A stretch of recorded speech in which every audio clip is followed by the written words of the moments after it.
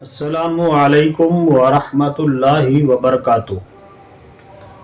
قاری احمد علی مہروی آپ کو اپنے یوٹیوب چینل پر خوش آمدید کہتا ہے۔ محترم ناظرین،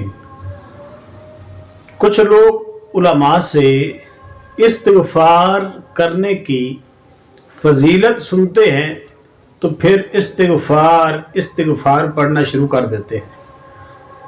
تسبیح پر بھی پڑھتے ہوئے آپ کو لوگ نظر آئیں گے، استغفار، اور کچھ لوگ پڑھتے ہیں استغفار۔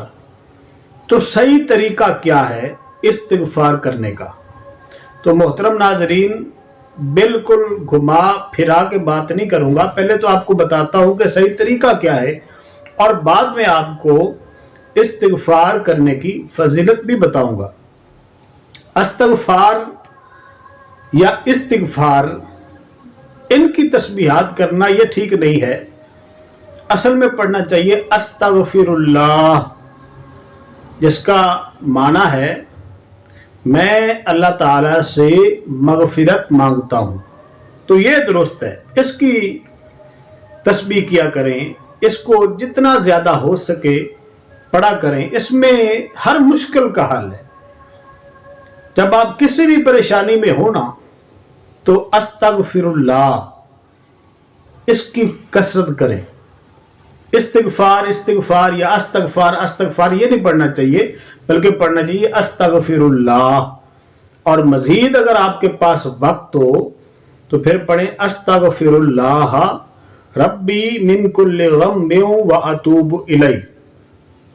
استغفار کو اپنی زندگی میں شامل کر لیں، پھر اس کے فوائد دیکھیے گا، اور پھر دیکھیے گا کہ آپ کے گھر میں برکتوں کا نزول کیسے ہوتا ہے۔ اور حدیث پاک میں آتا ہے، جو شخص رات کو سوتے وقت بستر پر لیٹ کر 3 بار یہ والا استغفار پڑھے، استغفر اللہ الذی لا الہ الا هو الحی القیوم واتوب الیہ، تو اس کے جتنے بھی گناہ ہیں وہ معاف ہو جاتے ہیں، چاہے وہ سمندر کی جھاگ کے برابر ہوں، یا ریت کے ذروں کے برابر ہوں، یا درختوں کے پتوں کے برابر ہوں، یا دنیا کے دنوں کے برابر ہوں۔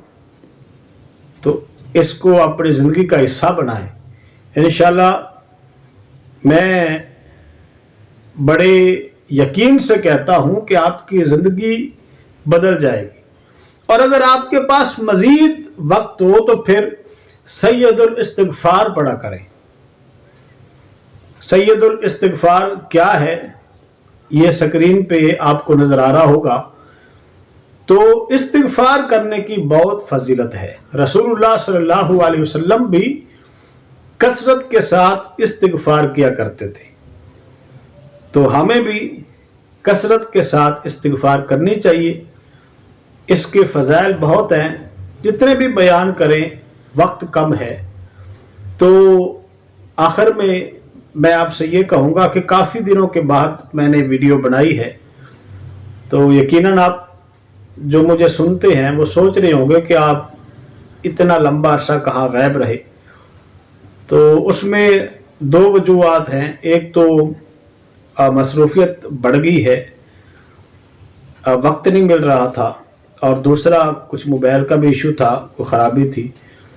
تو پھر میرے ایک دوست ہے عدنان بھائی، تو انہوں نے مجھے پھر تیار کیا اور کہا نہیں آپ ویڈیو بنائیں، تو میں ان کا بھی شکریہ ادا کرتا ہوں۔ اب انشاءاللہ تعالیٰ آپ سے رابطہ رہے گا، اور کوشش کروں گا کہ اب جیسے پہلے ترتیب کے ساتھ میری ویڈیوز آتی تھی انشاءاللہ پھر بھی آئیں گی، اور مجھے امید ہے کہ آپ پہلے کی طرح مجھ سے محبت کریں گے۔ اللہ کریم آپ کا حامی و ناصر ہو۔ السلام علیکم ورحمۃ اللہ وبرکاتہ۔